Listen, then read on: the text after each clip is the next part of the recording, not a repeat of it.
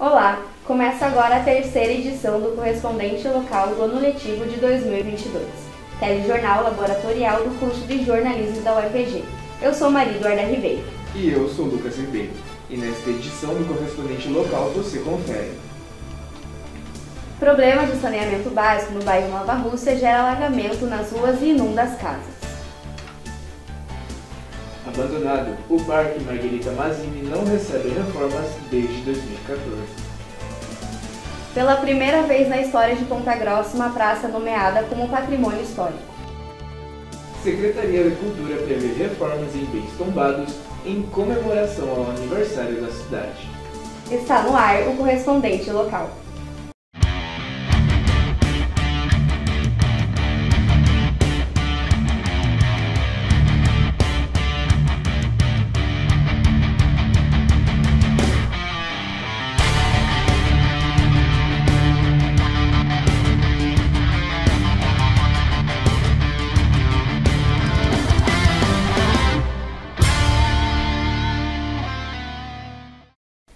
O campus central da UEPG enfrenta problemas estruturais e compromete a acessibilidade de pessoas portadoras de necessidades especiais. Confira na reportagem de Mariana Gonçalves. Quando o assunto é acessibilidade, a Universidade Estadual de Ponta Grossa segue realizando as adequações necessárias, mas elas ainda não são suficientes para garantir o acesso a todos os portadores de deficiência. Segundo dados cedidos pela Pró-Reitoria de Planejamento da UEPG, todas as entradas da universidade apresentam rampas de acessibilidade. Além disso, a universidade também conta com elevadores e piso tátil, distribuídos pelo campus central. Apesar das adequações, alguns alunos ainda sentem dificuldades de acesso, como é o caso de Jéssica, portadora de deficiência visual. Para que eu consiga cursar, estar dentro da universidade, a gente enfrenta alguns obstáculos, a começar pela infraestrutura do prédio. Ele é um prédio antigo, como consequência ele não é adaptado. Nós temos a instalação de piso tátil na entrada do bloco C, porém só no hall de entrada, depois não conta com adaptação nenhuma. E aí, por consequência disso, a gente tem que andar pegando a parede como base para que a gente consiga se orientar. Só que na parede ele tem extintor, tem armários, tem bancos, o que dificulta muito a nossa locomoção dentro da UEPG, dentro da universidade. A ligação entre os blocos é feita por meio de rampas, assim como o acesso às salas que possuem desnível em relação ao corredor. Porém, Flávia, que é cadeirante, relata que ainda sente dificuldade na locomoção. No início foi bem difícil, porque onde estuda, as salas eram com degrau e não tinha rampa. Daí foi conseguido fazer as rampas no corredor. Tem local que eu consigo ter independência e tem local que precisa de muita ajuda. Apesar das edificações antigas, a instituição esclarece que tem trabalhado nas adequações necessárias, visto que este é um processo que se encontra em constante atualização. O número de acidentes de trânsito do primeiro semestre deste ano se manteve equilibrado em relação aos anos anteriores. O repórter Cadu Mendes tem os detalhes. O número de acidentes no trânsito no primeiro semestre de 2022 em Ponta Grossa se manteve na média em relação aos anos anteriores. Para se comparar ao ano passado, de janeiro a junho de 2021, foram 814 acidentes. Até o meio de 2022, aconteceram 780. Os dados são do Corpo de Bombeiros. De acordo com o Corpo de Bombeiros, para se evitar acidentes, é necessário pôr em prática a educação no trânsito, aquela aprendida na autoescola. Isso reduziria consideravelmente o número de ocorrências. O relato do Corpo de Bombeiros é o mesmo dos motoristas. A educação do povo. Se não partir da população, se habilitar, ter consciência no trânsito, ter o risco, porque isso aqui, um carro, ele passou de ser objeto de luxo para ser um objeto de precisão, entendeu? Só que nas mãos erradas, isso aqui vira uma arma. Isso vira uma arma letal. Então, é educação. É educação. Não tem outro. Reformas no Parque Margherita Mazzini não avançam e o espaço permanece fechado para visitação. A reportagem é de Ana Luísa Bertelli de Embarre. O Parque Margherita Mazzini, localizado entre o centro e a Vila Estrela de Ponta Grossa, continua fechado. Desde 2014, o espaço está sem receber novas reformas, o que impede a visitação dos moradores da cidade. A última revitalização feita no local foi em 2013 devido a parcerias público-privadas. Nos anos seguintes, propostas para a melhoria do espaço foram feitas, porém nunca chegaram a acontecer. Em junho de 2021, a Prefeitura emitiu um projeto de lei onde a Secretaria do Meio Ambiente seria construída no local caso houvesse a reforma do mesmo. A entrega era para ser na metade desse ano, porém até o momento nada aconteceu.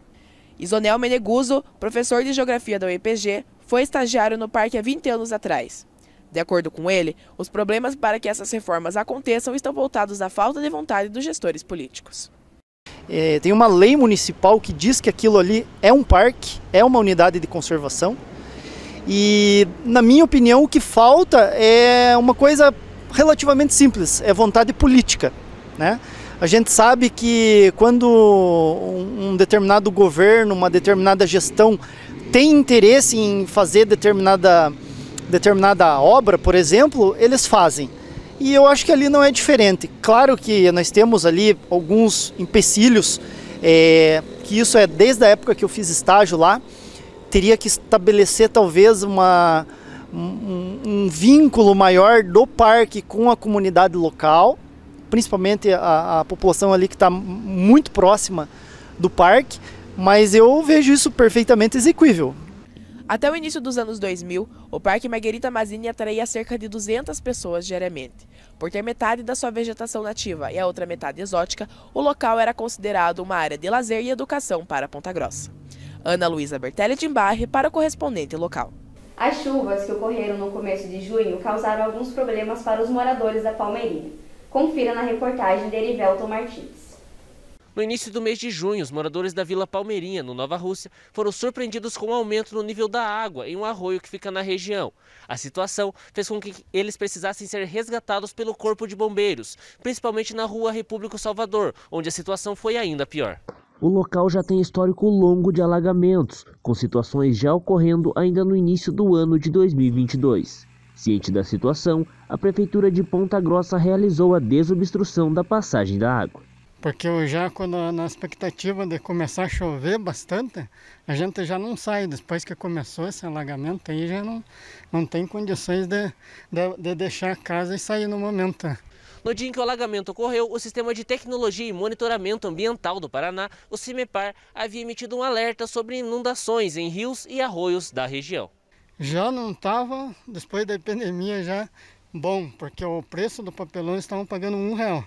Agora já caiu para 40 centavos, então dá menos do que a gente ganhava. E daí molhado ainda tira mais o valor ainda.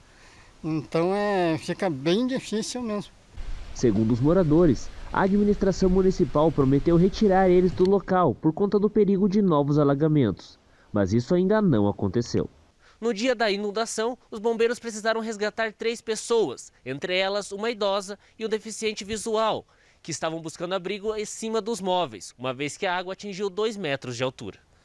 O mês de junho é marcado pela cor violeta e a campanha de conscientização e prevenção à violência contra idosos.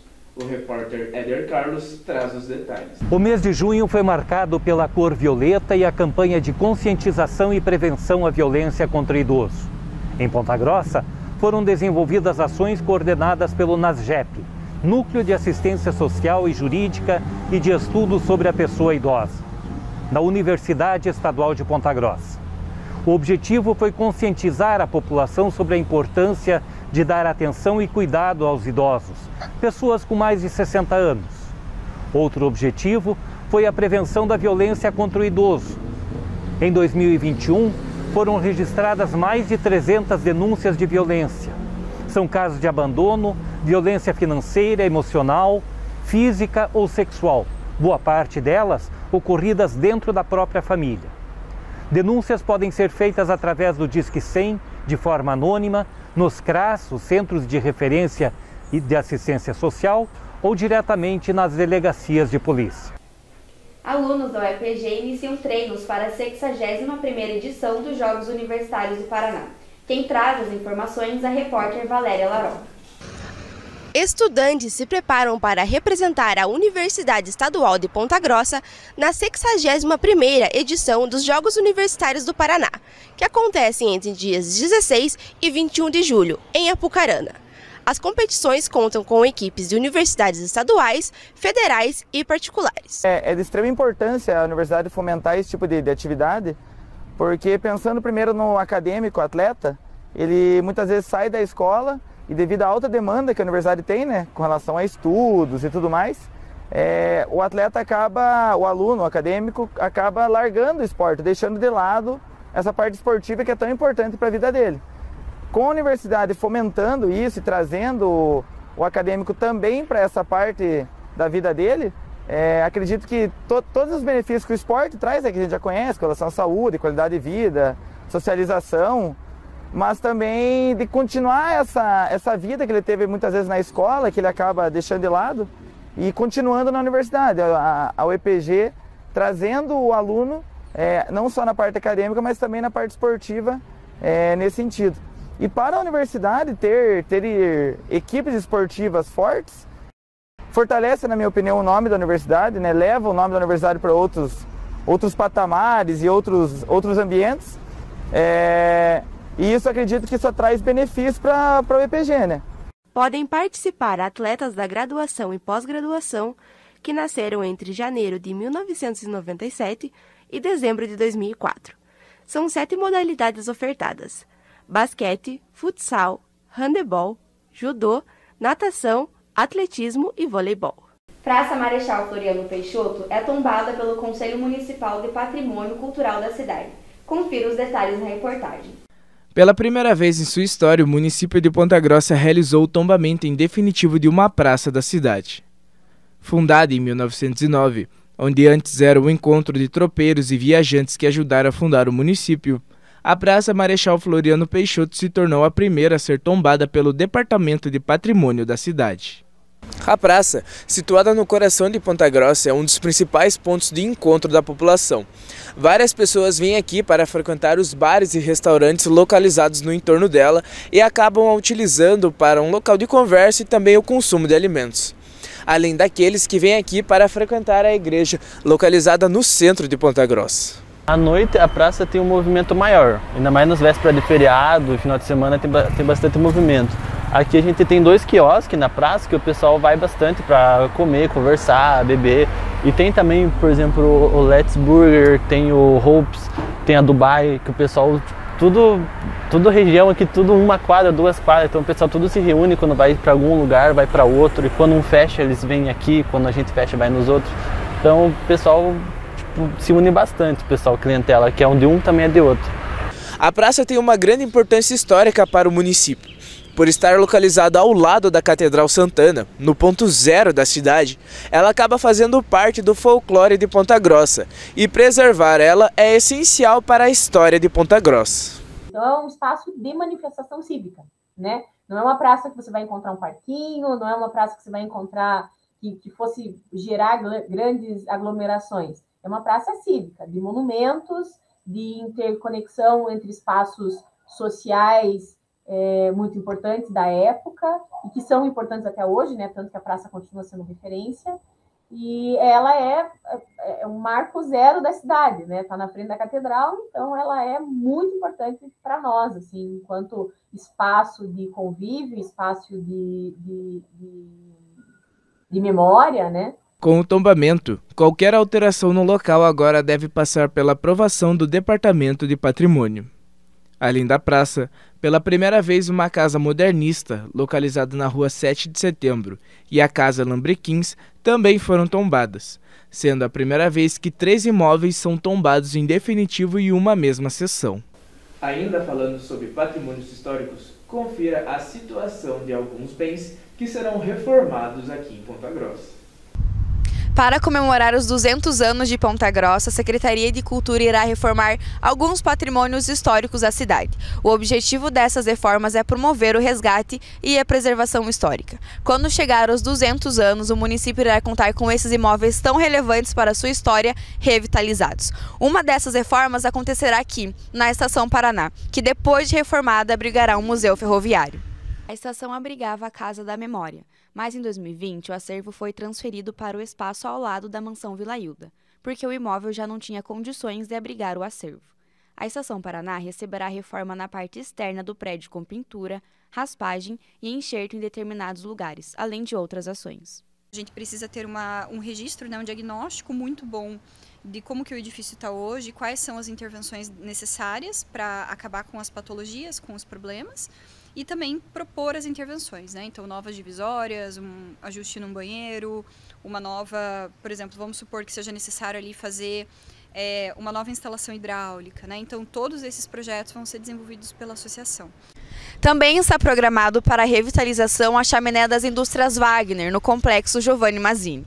A instalação da indústria foi inaugurada em 1943 e foi uma das primeiras indústrias do Paraná a implantar um projeto de reflorestamento, preservando as florestas e aproveitando racionalmente a madeira. Atualmente, essa construção se encontra desativada. Festival de Inverno marcou o mês de junho com atrações culturais, de lazer e gastronomia para os pontagrossenses. A repórter Kathleen Schemberg relembra esses momentos. Nas últimas semanas, Ponta Grossa foi palco do Festival de Inverno, um evento que promove apresentações de cantores sertanejos pelas praças da cidade. O evento é uma iniciativa da Prefeitura de Ponta Grossa e conta com 3 categorias de sertanejo: o raiz, o universitário e o autoral. O secretário da Cultura, Alberto Portugal, fala mais sobre o evento. Festival que objetiva fomentar a música sertaneja, que é uma manifestação cultural tão forte, tanto nos Campos Gerais quanto no Paraná como um todo, oportunizando para músicos, profissionais e amadores um espaço oficial com um concurso que nesse ano tem premiação de até R$21 mil. Nosso objetivo é tornar Ponta Grossa um destino turístico durante o inverno e que essas atrações reúnam artesanato, gastronomia, além de música de alta qualidade. Além da música, o evento também incentiva o comércio local. A feira gastronômica e artesanal acompanha o Festival de Inverno. De acordo com a organização do festival, a segunda edição do evento e primeira de forma presencial reuniu cerca de 50 artistas que concorrem a premiações. São 4 etapas seletivas que reúnem músicos de várias regiões da cidade. Os artistas fizeram suas apresentações em 3 finais de semana de junho. Este é o caso da dupla Lucélia e Adriana, que subiram no palco no primeiro dia do festival. Para elas, participar do evento é uma forma de incentivar o cenário musical. Nasci e cresci ouvindo música raiz, música sertaneja raiz. Claro, também gosto de outros ritmos, mas a música raiz é o que me levou a essa iniciativa, a gostar mesmo. E aproveitando também para participar, né, do evento dentro da própria cidade, que é o mais importante, né? Essa iniciativa que a prefeitura dá para a gente é muito, muito legal mesmo. O concurso deve revelar os ganhadores das 3 modalidades de sertanejo na final, que ocorre no Cine Teatro Ópera. Lindo moreninho que marcou meu coração, ai que dó, que o tempo não volte atrás. Ficamos por aqui com a 3ª edição do Correspondente Local do ano letivo de 2022. Para acompanhar as produções do curso, siga as nossas redes sociais, @periódico-epg e nossa página na internet. Até a próxima edição e agradecemos a sua audiência.